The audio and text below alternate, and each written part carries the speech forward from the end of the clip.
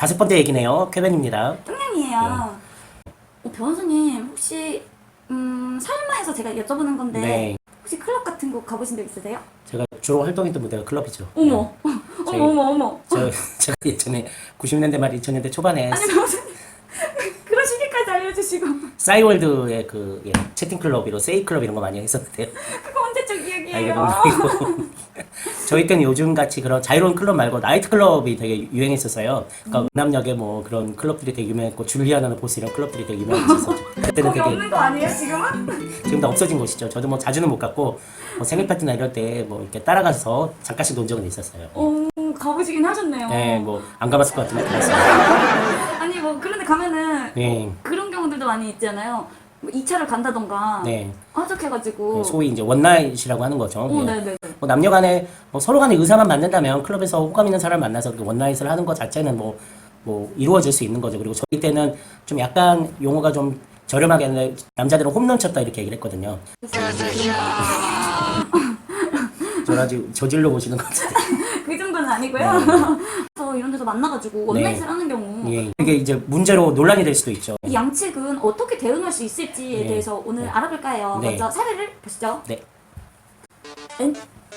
20대 O 씨는 클럽에서 마음에 드는 여성과 이렇게 부비부비 같은 거 하다가 만나가지고 여성하고 합석을 시도했어요. 네. 근데 된 거예요. 마시면서 분위기도 좋고 스킨십도 막 했는데 받아주고 러브샷도 하고 막. 막 그래가지고 둘이 술에 취한 다음에 그냥 좀 자연스럽게 클럽에서 나와서 모텔로 가서 원나잇을 했는데요. 네. 다음날 O 씨가 고소가 된 거예요. 잘 보내놓고 아침에 일어나서 여자가 고소를 한 거죠. 네네. 예. 이런 경우에 중간간죄가 성립을 할 수가 있어요. 왜냐하면 중간간죄라는 거는 환거불능 또는 심신상실의 상태인 상대방을 간음하는 걸 말하고 강간죄랑 똑같이 3년 이상의 유기징역에 처해질 수 있는 아주 중죄입니다. 예. 그렇죠. 그 보통 중간간은 네. 만취한 상태나 그렇죠. 깊은 이렇게 수면 자고 상태 있을 때. 아니면 또 마취한 상태 같이 네. 피해자가 정신이 없어서 반항하지 못하는 틈을 타서 성관계를 맺을 때 적용되는 거잖아요. 그렇죠. 사례처럼 여성분이 이렇게 술에 취해서 정신이 없고 해롱해롱해 있는 틈을 타서 관계를 맺게 되면 중간간에 해당할 수 있다는 거죠. 일단 클럽에서 만나서 원나잇을 하는 경우에 상대방이랑 진짜 성관계에 대한 합의가 있었는지 여부가 가장 중요한 포인트인데요. 만약 피해자가 술에 만취해서 합의를 할 수 있는 정신 상태가 아니었다면 당연히 그게 중간간죄로서 처벌이 됩니다. 예.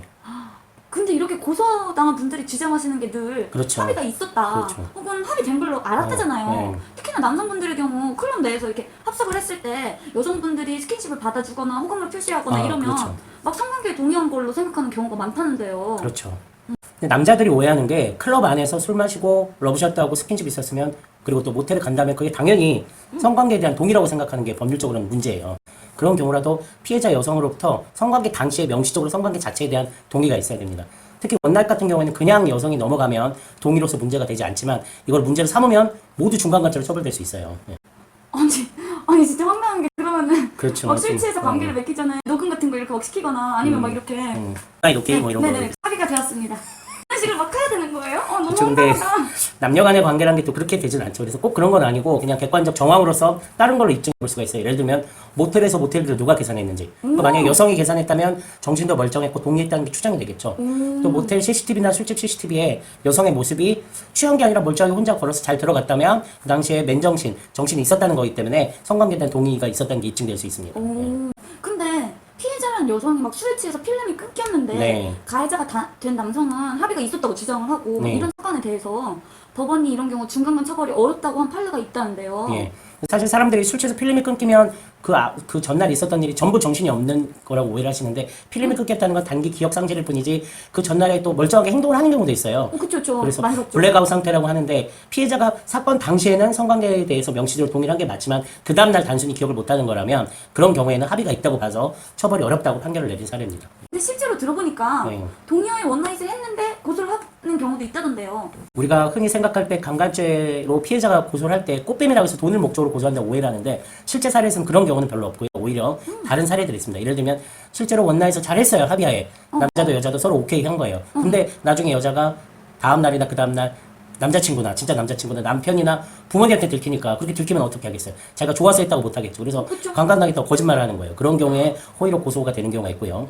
또 다른 사례를 보면 이제 성관계를 하는 것 자체는 좋은데 여성이 그 임신을 원하지 않기 때문에 남자한테 콘돔을 꼭 사용해라, 피임복으로 꼭 써달라고 얘기를 했는데 남자가 그냥 자기가 잘 느끼고 싶어서 그런 걸 사용을 안 한 거예요. 그러다 보니까 여성 입장에서는 자기가 약속을 지키지 않은 것 때문에 화가 나서 강간죄로 고소를 하는 경우도 있고요.